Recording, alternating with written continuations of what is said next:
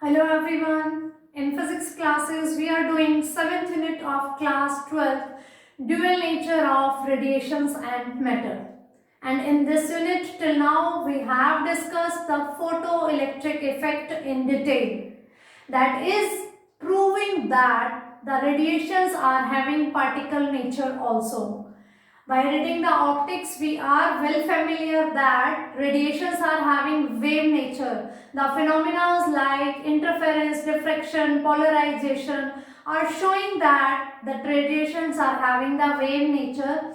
Photoelectric effect is proving that yes, radiations are also having particle nature. That means radiations are having dual nature. In this unit, we need to do dual nature of radiation as well as of matter. Radiations part we have done. Now we need to do the dual nature of matter. The name matter suggests that it is having the particle nature. Because radiations are having two type of nature, wave as well as particle. So in 1924, de Broglie suggested that nature loves symmetry. The world is composed of matter and radiations. And if radiations are having dual character, then of course matter is also having the dual character. So he said that matter is also having two type of characteristics, wave characteristics as well as particle characteristics. So in the de Broglie hypothesis, he proved that yes, matter is also having wave nature. So let's start about the wave nature of matter. According to de Broglie, he is saying that any moving particle, this word is very important, that moving particle is not at rest. Any particle which is moving, a wave is associated with it, and that wave is having all over control the particle motion. This was the hypothesis of de Broglie. According to de Broglie, any particle which is moving, a wave is associated with that particle. That wave is known as matter wave. And the thing is, the wave also known as de Broglie wave. We called the waves associated with moving particles as matter wave. They also known as de Broglie waves because they were proved by the de Broglie hypothesis. So according to de Broglie, he suggested that suppose if we have a photon with us, the energy of photon is given by E is equals to h nu. Using Planck's quantum theory, E is the energy of photon, h is Planck's constant, nu is the frequency of photon. So we have this equation of energy of photon with the Planck's quantum theory. Now, according to the mass energy equivalence relation, we have one more equation for energy, that is E is equals to mc square, given by Einstein, where E is energy of the photon, m is mass and c is the velocity of the photon, speed of the photon with which they are moving. We know very well photons are traveling with the speed of light, that's why we have written here c. Now both the equations are representing the energy. This one is given by the Planck's quantum theory, this was given by the Einstein. So if they both are representing the energy terms, so we can compare these two equations and we can say that mc square is equals to h nu. By comparing these two equations, I can write down this thing. mc square is equals to h nu. I can write m is equals to h nu upon c square. M is equals to c square will move this side, h nu upon c square. Now the momentum, linear momentum. We can calculate linear momentum by multiplying mass and speed. So mass of photon and c is the speed. So it is given by mass. We are using this value h nu by c square into c. So we left with 1c. I get the value nu by c. We know is equals to nu is equals to c by lambda. So by putting nu is equals to c by lambda into c, I left with h is equal h upon lambda. So this is the formula for P is equals to h by lambda, or I can write out lambda is equals to h by P. This derivation was given by the de Broglie, and by this formula he wants to show that lambda is the wavelength of the wave associated with moving particle.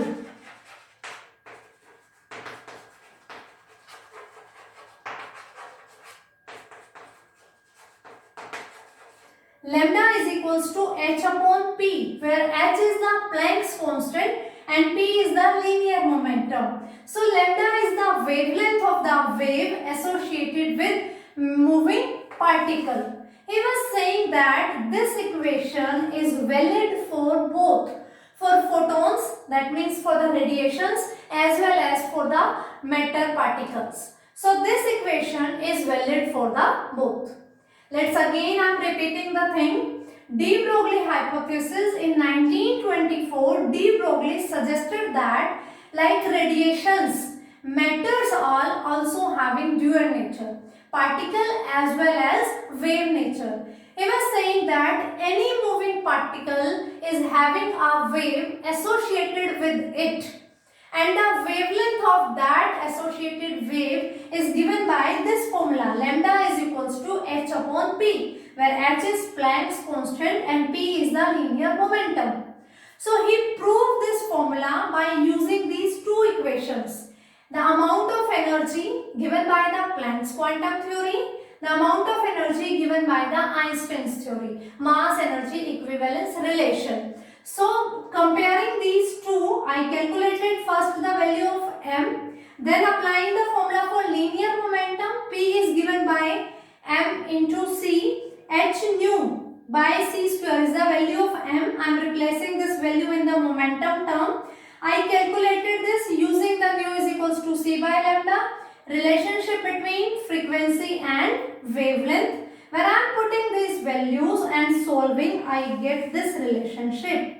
Lambda is equals to h by p, where lambda is the wavelength of that wave which is associated with that particle. And this derivation, this formula for de Broglie wavelength is applicable for both, for radiations as well as for matters. Because he was the only person that was saying that there should be a symmetry between radiations and matter. The whole world is composed of radiations and matter, so they should have symmetry. If radiations is having dual character, then matter is also having the dual character. Matter, whenever we are listening this name, we have an image that matter is having the nature of particle nature. So we need to prove its wave nature. That was proven by de Broglie, and the wavelength of those waves is given by lambda is equals to h upon p. So this one is the derivation for de Broglie wavelength, which is applicable to both photons as well as particles. So let's start about some discussion for this formula. We get a formula for de Broglie wavelength, and that is really very important formula which is going to give us a lot of information. We get the formula lambda is equals to h by p, or I can write h by mv. This is the general formula. If we are applying it for the photon, because photons are moving with the speed of light, we are going to replace v by c. Otherwise, if we are talking about any particle, then we are going to put the value h is equals to lambda is equals to h upon mv. This is the de Broglie wavelength. It is applicable for both. For photon, lambda is equals to h upon mc. When we started this unit in the first lecture of dual nature of radiations, we discussed the particle nature of radiations. We discussed the characteristics of photon. At that time, I skipped that point, momentum of photon. I didn't discuss that point there because of this concept, de Broglie hypothesis. Today we have proved the formula for wavelength of de Broglie wavelength. So it is h is equals to lambda is equals to h upon mv. From here, momentum of photon is given by, sorry, what I am doing, I also don't know. Momentum is given by h upon lambda, de Broglie wavelength. The photons moving with the waves having the wavelength lambda. So the momentum of photon is given by this formula. For this concept I was waiting there, that's why I skipped this point. Now you can keep it in the mind, the photon's momentum is given by h upon lambda. So this one is the de Broglie wavelength formula. From this formula, it's very clear that lambda is inversely proportional to m. M is the mass of moving particle. Whichever particle is moving, the wave is associated with that particle. So the mass of that particle is inversely proportional to the wavelength. That is showing that heavier particle is having smaller wavelength. Why? Because it is clear that wavelength and mass are inversely proportional to each other. So that's why if heavier particle is moving, the wave associated with it is having a smaller wavelength, and vice versa. That means if a light particle is moving, then the wave associated with it having a large wavelength, because they have inverse relation. If m is large, wavelength will be small. If mass is small, then wavelength will be more. Similarly, we can see that wavelength is inversely proportional to velocity. That means the faster moving particle, if two particles are moving, one is moving faster than the first one, then its wavelength is going to be smaller one. Again, because they are having inverse relation. If velocity is more, then wavelength is small. If velocity is small, then wavelength is more. Again, we are saying that if lambda is equals to h upon mv, suppose v is equals to 0. V is the velocity of moving particle. Then this implies lambda is equals to infinity, because lambda is equals to h upon 0. Velocity is 0, means particle is not moving. So wavelength is infinite. Wavelength is the length of the one crest and one trough. It is given by infinite, which is not possible. So that means, that is, we are saying कि if velocity is 0, means particle is at rest, then no matter waves are associated with it. The wave nature of matter is possible only when the particle is moving. If it is not moving, if velocity is 0, then wavelength is infinite. That means no wave is associated with it. One more case, if velocity is infinite, someone is moving so fast, infinite velocity, we can't measure. So lambda is equals to 0. That means this is again an exceptional case. One time particle is here and its velocity is infinite. At the second moment of the time, you don't know where it is, because its speed is infinite. So wavelength associated with it 0. That's why I am saying this word is necessary for the wave nature of matter is moving particle.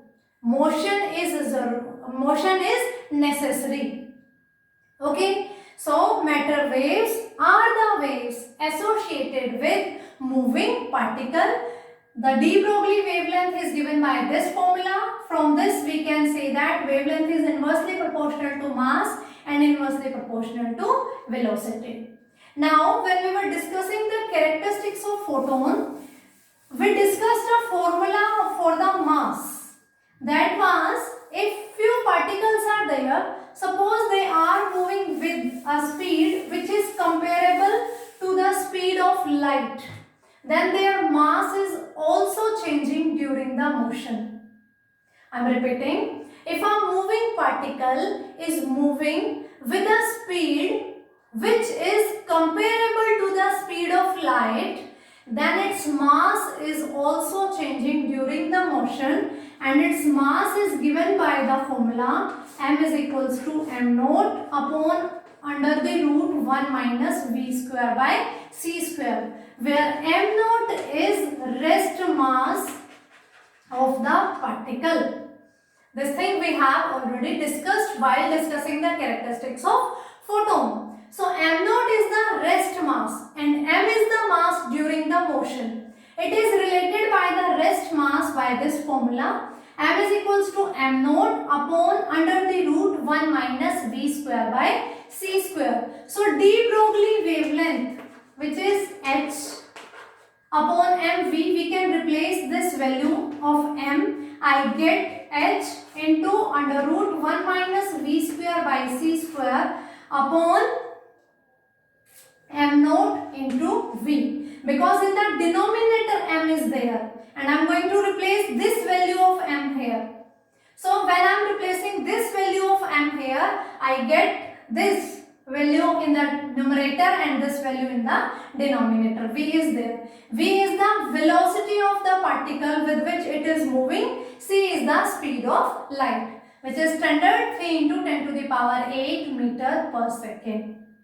So this is one more formula for the de Broglie wavelength. I have written formulas here also. Lambda is equals to hp, de Broglie wavelength related to the momentum.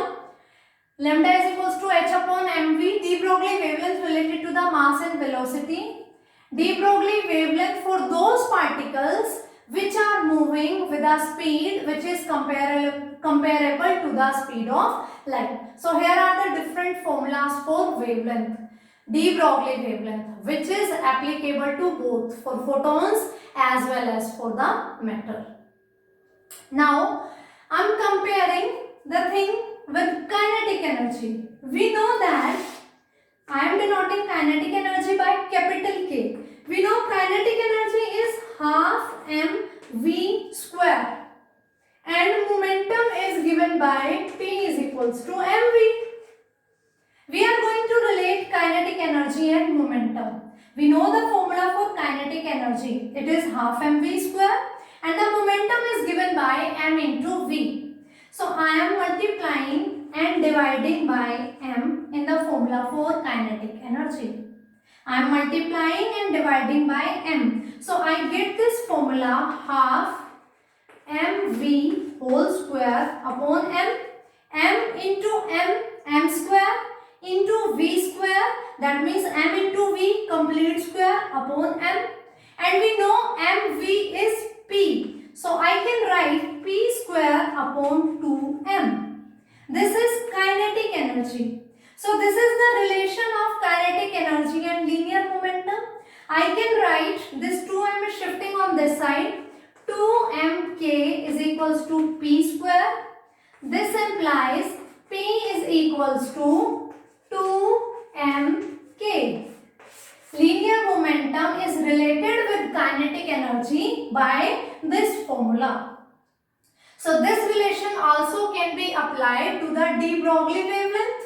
De Broglie wavelength is given by lambda is equals to h upon p, and momentum is related with kinetic energy by this formula. So I get one more formula for the de Broglie wavelength.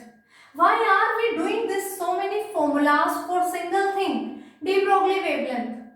The thing, it is applicable for both photons as well as radiation and as well as matter.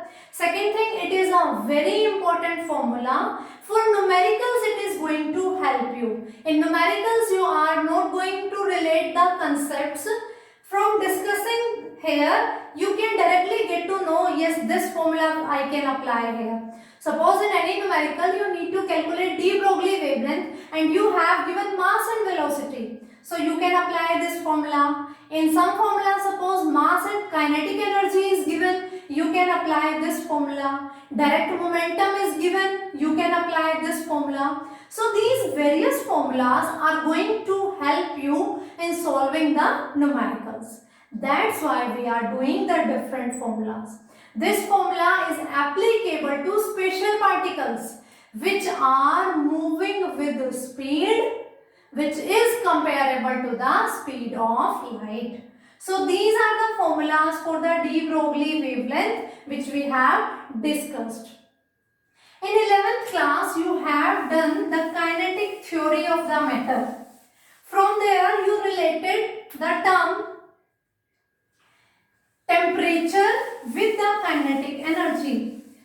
In 11th class you have done, so here I am using direct the formula. The kinetic energy was related with the temperature by this formula. Kinetic energy was related by this formula. K, capital K is the kinetic energy, small k is the Boltzmann constant. There is a difference. Capital K is the kinetic energy and small k is the Boltzmann constant and T is the temperature in Kelvin. So if I am going to replace this value of kinetic energy here,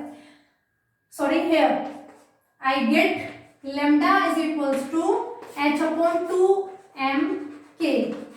This was the formula for de Broglie wavelength which I have calculated by using the relation of linear momentum and kinetic energy. So putting the value of kinetic energy here, I get h is equals to 2m. Kinetic energy is replaced by 3 by 2 kT. Keep it in your mind. Capital K is the kinetic energy of the moving particle and K is a constant, Boltzmann constant. So I get the formula h upon 3 mkt and this one is that formula. De Broglie wavelength calculated in the terms of Boltzmann constant and temperature.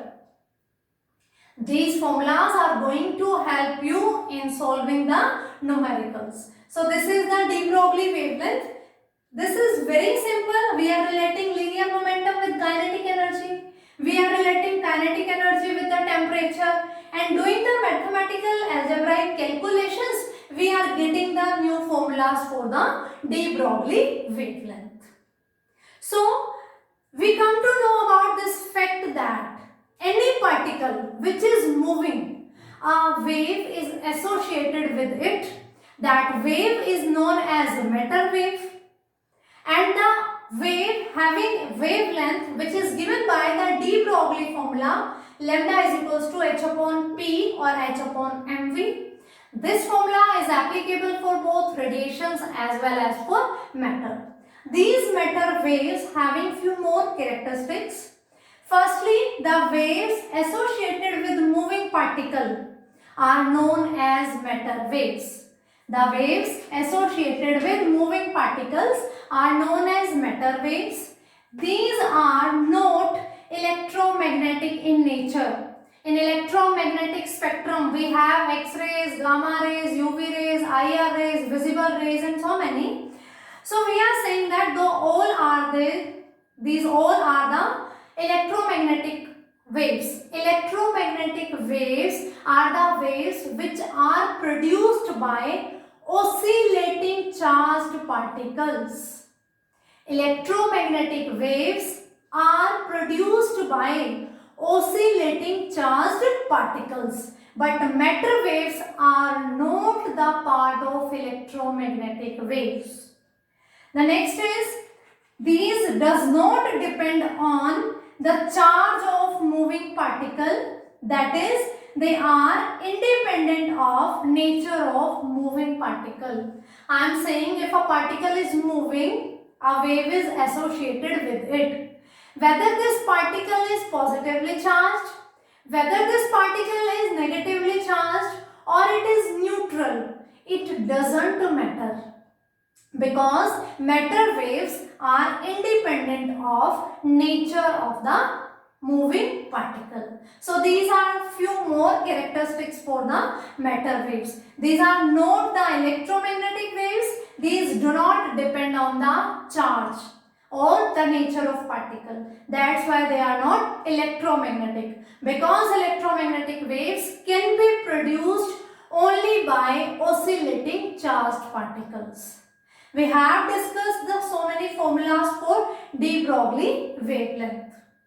Now, the one more thing is there, de Broglie wave associated with electron. This is a special case. It can be considered as a topic also, because electron, we know electrons are always in the motion, they are moving, so waves are also associated with them. So the de Broglie wavelength for the waves associated with electron. Suppose I have an electron with mass m and moving with velocity v. Suppose I am having an electron of mass m, that is 9.1 into 10 to the power minus 31 kilogram, and it is moving with a speed. Then I can say kinetic energy of the electron is given by half mv square. I can say this thing. If an electron of mass m moving with velocity v, then its kinetic energy is given by the formula half mv square. And if the electron is moving, the potential which is responsible for its motion, how did this electron get accelerated to move? Suppose v is that potential which is responsible for the acceleration of that electron. Because of this potential, that electron is moving. So the work done is given by the formula charge into potential. The charge of electron is E, small e, and the potential applied is capital V. E is 1.6 into 10 to the power minus 19 coulomb. So work done to move the electron is equivalent to charge into potential, that is E into V. That work done is converted into the form of kinetic energy of electron. We were having an electron, we supplied some potential difference which is responsible for its motion. We have done some work which is given by charge into potential. That work done is transferred into its kinetic energy which is given by half mv square. So I can write half mv square is equals to EV. This is work done, this is energy. Both are having the same units and dimensional formula. So from here I am calculating the value of V square. This is 2 will multiply here and m will be get in the denominator. 2 into EV upon m is V square, or I can write V is equals to 2EV upon m. Now we are applying this formula for V in the de Broglie wavelength, which was given by lambda is equals to h upon mv. Replacing the value of V here, h upon m into 2EV upon m. 1m is under the root and 1m is here. Under the root means power half. Outside the root means power is 1. So whenever I am shifting this m inside the under root, it will get m square, because m square under root is equals to m. Square root means power half. M square power half, that means m. So I am shifting this m inside, it will become m square, and this m square in the denominator m is there. 2EV m square upon m. This m will cut this and I will get h upon 2EV m. What I have done, I was having an electron, I accelerate that electron with a potential V. Then the work done in moving that electron is equivalent to its kinetic energy. We are relating this and we calculated the value of V. Then we put this value of V in the de Broglie wavelength formula.